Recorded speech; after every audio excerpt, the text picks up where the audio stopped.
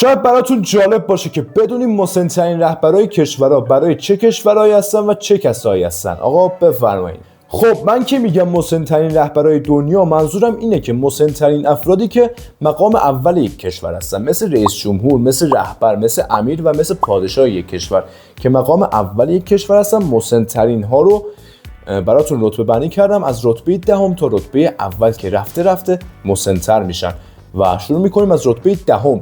سرجیو ماتارلا رئیس جمهور ایتالیا هستن، ایشون 84 سال دارن. رتبه نهم مشعل احمد الصباح امیر کویت هستن، ایشون 85 سال دارن. رتبه هشتم پیتر موتاریکا رئیس جمهور کشور مالاوی هستن، ایشون 85 سال دارن. از قبلیه چند ماهی بزرگتره. رتبه هفتم محمد یونس رئیس دولت موقت بنگلادش هستن، ایشون 85 سال دارن. رتبه ششم ژان لوسین ساوید توغه، عجب اسمی داره ناموسن، رئیس جمهور کشور توگو هستن، ایشون 86 سال دارن.